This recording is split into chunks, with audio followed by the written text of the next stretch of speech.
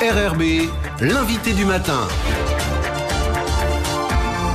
Bonjour Elisabeth Noir. Bonjour Nicolas. Nouvelle page politique sur Radio Rythme Bleu. Ce matin, vous recevez le président de Génération NC. Oui, c'est Nicolas Mezov qui est notre invité du matin. Bonjour. Bonjour. Merci d'accepter notre invitation à 19 jours maintenant du 3e référendum du 12 décembre. Le temps passe. Quel est pour vous, Nicolas Mezov, l'enjeu de cette 3e consultation? Il y en a deux. Il y a bien évidemment gagner, pour le non, bien sûr. Assurer une dernière fois et définitivement une Nouvelle-Calédonie française. Et il y a un enjeu qui s'est invité suite à la non-participation du FLNKS, c'est la participation. C'est de faire en sorte qu'un maximum de Calédoniens aillent voter, parce que c'est un droit, c'est aussi un devoir, c'est une liberté individuelle qu'on a acquis, c'est l'essence même de la démocratie. Et c'est vrai que la non-participation du FLNKS nous inquiète un peu dans la mesure où elle démobilise aussi un petit peu chez nous. C'est-à-dire que bon, c'est un peu gagné d'avance, c'est pas la peine d'aller voter, etc. Ce que je veux dire aux Calédoniens, ce que nous on veut leur dire, les loyalistes, c'est allez voter. Allez voter, on a besoin d'une participation massive pour le non, de manière à ce qu'on soit conforté, nous, dans notre résultat le soir du 12 décembre. On parle également beaucoup de pression pour des gens qui voudraient voter mais qui n'oseront pas voter. Vous croyez que c'est réel et que c'est un risque, effectivement, notamment dans certaines portions de la Calédonie? Ah bien sûr que c'est réel, on le sait très bien. Les bureaux de vote délocalisés ont été faits pour ça. Et ont été demandés pour ça par les indépendantistes, que ça soit en tribu, que ça soit aux îles, que ça soit dans les quartiers populaires. On l'a bien vu lors du dernier référendum, ils ne s'en sont même pas cachés. Il y a une pression qui est exercée sur l'électeur, soit pour qu'il n'aille pas voter, soit pour que il vote de la bonne manière, quoi. C'est assez clair. Alors, ce 3e référendum, cette 3e consultation, c'est une question que beaucoup de gens se posent. Est-ce que c'est la fin ou non de l'accord de Nouméa? C'est clairement la fin de l'accord de Nouméa. Les partenaires se réunissent pour examiner la situation ainsi créée. C'est ce qui a été écrit dans l'accord de Nouméa. De toute façon, cet accord de Nouméa, il faut le terminer. Il est à bout de souffle et on a envie de commencer un nouveau chapitre de notre histoire. On a envie d'écrire une nouvelle page de la Nouvelle-Calédonie, un nouveau système où on pourra retrouver la croissance économique, résoudre les inégalités sociales, protéger notre environnement. Voilà, tout simplement repartir de l'avant, parce que avec ces 3 référendums, on est revenu à une question finalement de 30 ans en arrière. On avait construit le pays pendant 30 ans. On s'est retrouvé avec ces 3 référendums qui nous ont rappelé à nos mauvais souvenirs. Notre génération, elle n'a pas envie de revivre ça, elle a envie de retrouver la Nouvelle-Calédonie qu'elle a aimée ces 20 dernières années. Est-ce que vous comprenez l'attitude des indépendantistes, ou est-ce que surtout vous leur en voulez de ne pas participer, de ne pas aller à cette 3e consultation qu'ils ont eux-mêmes demandé? Je trouve qu'il y a une forme de manque de respect par rapport au combat des Kanaks pour obtenir le droit de vote en Nouvelle-Calédonie. Les Kanaks n'ont pas pu voter jusqu'en 1946 en Nouvelle-Calédonie avec le code de l'indigénat. Et ils ont pu totalement voter l'ensemble de la population kanak, parce qu'au début, c'était que les chefs coutumiers, qu'en 1957. Donc le droit de vote pour les Kanaks, ça a été un long combat dans ce pays.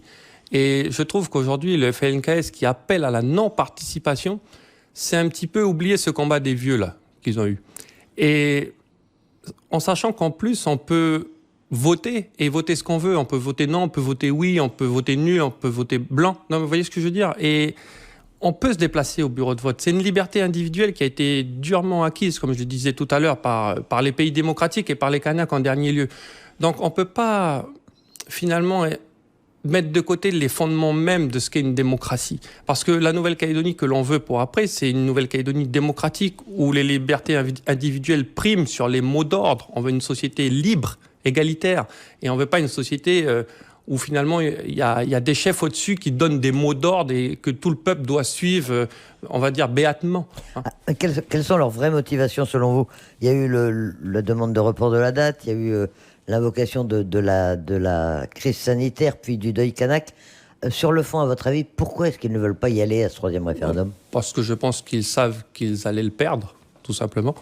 Parce que la crise sanitaire a mis finalement en exergue que la Nouvelle-Calédonie, sans une grande puissance, n'est rien, ne peut pas survivre, parce qu'on est trop peu, parce qu'on est trop petit, parce que notre économie est trop faible. C'est le ministre Lecornu qui disait l'autonomie, ça marche quand on temps calme. Et quand la tempête arrive, l'autonomie, on voit que c'est un trop petit navire pour affronter les vagues. Et c'est ce qu'a mis en évidence, si vous voulez, la crise sanitaire. Donc, si vous voulez, les indépendantistes, lorsqu'ils ont vu finalement la réalité explosé devant leurs yeux, le seul mouvement stratégique qu'ils pouvaient opérer pour dire qu'ils n'ont pas perdu, c'est de ne pas participer. Mais pour moi, c'est une erreur parce que derrière, ça engendre, si vous voulez, des conséquences politiques qui sont terribles. Parce que ce que je voudrais dire, c'est que faut pas croire qu'en faisant ça, ils vont nous voler notre victoire. Ça, c'est hors de question. On a gagné 2 fois. On a gagné 2 fois les 2 premiers référendums avec un corps électoral gelé. On va aller à celui-là, on va aller massivement et on va le gagner aussi. Donc, il n'y aura pas de discussion après pour dire finalement on n'a pas perdu. Donc, la discussion se situe entre une Nouvelle-Calédonie française et une Nouvelle-Calédonie indépendante et on trouve un entre-deux. Non, la discussion, c'est dans le cadre d'une Nouvelle-Calédonie française. Parce qu'on s'est engagé avec ça, avec l'accord de Nouméa. Nous, on a fait des concessions terribles dans le corps électoral gelé, d'accord ? On a accepté de faire ce chemin-là et on a quand même gagné 3 fois. On a accepté ça aussi, de nous voter 3 fois alors qu'eux, il suffisait de voter 1 fois. Donc nous, on ne va pas se retrouver le lendemain autour de la table en disant comment on discute d'une indépendance association ou d'un truc où les indépendantistes ont une part aussi importante que la nôtre. Ça, c'est hors de question.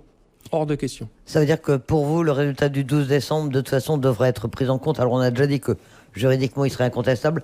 Politiquement, il va quand même laisser des traces, non ? Oui, mais juridiquement, légalement, il n'y a pas de taux minimum pour que le référendum soit accepté. C'est une consultation. Le seul référendum qui était obligatoire, c'était le premier. Les 2 autres étaient facultatifs. On a fait les 3. Et les 3, si on gagne, bien sûr, le 12 décembre, attention, parce que les indépendantistes peuvent aussi se mobiliser au dernier moment, avec des mots d'ordre qu'ils sont capables de suivre. Donc, si on gagne les 3... je veux dire, on aura fait ce que personne n'a réussi à faire. Vous vous rendez compte, le tour de force des non-indépendantistes dans ce pays. Et moi, je suis outré. On est outré à Génération NC. Ça a été l'objet de notre conférence de presse. Mais quand je vois que les indépendantistes font marche arrière sur l'accord de Nouméa, en disant il n'y a que finalement le FLNKS, représentant légitime des Kanaks dans ce pays, qui pourra discuter avec l'État d'une indépendance ou d'une pleine souveraineté. Mais moi, j'ai envie de dire, mais attention les gars, le principal partenaire dans ce pays, c'est les Calédoniens qui votent non. Parce que Jean-Marie Tjibaou, il n'a pas serré la main à l'État pour l'accord de Nouméa. C'était à Jacques Lafleur, le représentant des Calédoniens non indépendantistes. Et si le pays reste français, c'est pas grâce à l'État. C'est grâce aux Calédoniens non indépendantistes de toute ethnie, des Caldoches, des Javanais, des Wallisiens, des Futuniens, des Kanaks, qui ont dit non, nous on veut que la Nouvelle-Calédonie reste française. Donc il est hors de question que le FLNKS se revendique seul interlocuteur de l'État, avec l'État, pour une Nouvelle-Calédonie libre, etc. Non. D'autant plus qu'ils s'en prennent aujourd'hui fortement à l'État. Ils lui reprochent d'être sorti de sa neutralité, notamment au travers du document du oui et du non. Mais ça, c'est une stratégie. C'est une stratégie pour dire il n'y a que l'État et le FLNKS qui peuvent discuter. C'est la stratégie de la bilatérale. Ça a été rappelé par Gilbert Thuyenant lors du JT du dimanche soir. Il a dit... Nous, on va demander des bilatérales. Pourquoi ils demandent des bilatérales ? Parce que, finalement, ça remet la balle au centre entre l'État colonisateur, comme ils l'appellent, et la revendication indépendantiste. Mais il n'y a pas de balle au centre. Il n'y a pas de balle au centre. Nous, les non-indépendantistes calédoniens, nous avons gagné 3 fois. Donc, c'est sur notre terrain qu'on discute, pas sur le leur. On attend tout de même une drôle de campagne avec l'un des camps qui appelle à la non-participation au lieu d'être sur le terrain à échanger des arguments. Vous arrivez à passer un message, vous arrivez à être sur le terrain, vous êtes motivé ou mobilisé ? Alors nous, on est motivés. Après, je ne vais pas vous cacher que c'est compliqué. Quand on va jouer au foot et qu'il manque l'équipe adverse, shooter dans un but vide toutes les minutes, c'est pas évident. Il y a moins de prise. Ça fait partie de la stratégie du FLNKS. Et c'est en ça que c'est dangereux. C'est-à-dire que forcément, ça entraîne une démobilisation générale, et c'est ce qui nous inquiète, c'est-à-dire qu'il ne faut pas tomber dans le piège du FLNKS. Il ne faut pas tomber dans le piège, il faut rester mobilisé, et surtout, il faut aller voter massivement. Les procurations qu'on avait prévu de les faire, il faut les faire. Appeler le cousin qui hésite à voter, il faut le faire venir voter. L'indécis qui hésitait, il faut toujours le faire venir. Enfin voilà, ce que je veux dire, c'est que la participation va pour nous être importante politiquement. Le message a changé. Les voix du non à l'origine voulaient aller convaincre les indécis au travers le porte-à-porte ou un certain nombre d'arguments. Maintenant, en fait, votre objectif essentiel, c'est de convaincre les gens d'aller voter le 12 décembre. Oui, mais d'aller voter non, forcément. d'aller voter non, ça c'est sûr. Mais oui, parce que je pense que, vous savez, le FLNKS, c'est des petits malins. Ils vont se servir, ils vont récupérer la non-participation. le FLNKS, ça va être son but. C'est de dire, vous avez vu, tous ceux qui n'ont pas participé, c'est ceux qui ont suivi le mot d'ordre du FLNKS. Et ils vont s'en servir comme une force dans les discussions vis-à-vis de l'État. Et donc, nous, on doit combattre ça. Donc le non va l'emporter a priori une troisième fois. Attention, c'est pas gagné. On ne gagne jamais d'avance. Mais a priori, Oui. comment est-ce que vous voyez la suite? Puisque, en fait, vous nous l'avez dit, l'accord de Nouméa pour vous sera terminé. Après, on fait quoi? Bon, nous, on a toujours dit, en tout cas, les voix du non, les loyalistes, que nous, on sera là le 12 au soir et le 13 au matin pour dialoguer avec les deux partenaires, c'est-à-dire l'État et les indépendantistes, pour construire la Nouvelle-Calédonie. Nous, on s'engage, on ne remet pas en cause notre parole. On a été à Paris. Le ministre nous a dit, en cas de oui, il y a une période de transition. En cas de non, il y a une période de transition de 18 mois qui nous amène sur un référendum de projet. Et pendant ces 18 mois, on construit une Nouvelle-Calédonie. Nous, on est toujours là-dedans. Donc, le 13 au matin, on entame la phase de transition pour construire ce nouveau pays avec les indépendantistes et avec l'État, mais comme je le disais, sur notre terrain, parce qu'on aura gagné les 3 référendums. Donc, ça sera dans le cadre d'une Nouvelle-Calédonie française qu'on ira discuter. Des inquiétudes sur l'ordre public à l'occasion de cette troisième consultation? Bon, déjà, on peut saluer l'État qui a mis le paquet. On n'a jamais vu autant de gendarmes dans notre pays. On peut dire que l'État a tenu parole. Je pense que le mot d'ordre, là, pour être rassurant, du FLNKS a été un appel au calme, de pas avoir d'exactions dans les rues de Nouméa et ailleurs en brousse.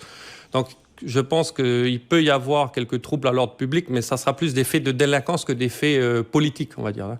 Et donc, je pense que là, on a suffisamment de renforts pour que ça soit assez contenu. 19 jours avant le référendum du 12 décembre, vous allez être sur le terrain, vous allez rencontrer des gens ou l'essentiel est fait déjà? Non, vous savez, une campagne référendaire, c'est comme une campagne électorale. Vous connaissez ça aussi bien que nous, Elisabeth. C'est jusqu'au dernier jour, à la dernière heure, à la dernière minute. On est focalisé là-dessus.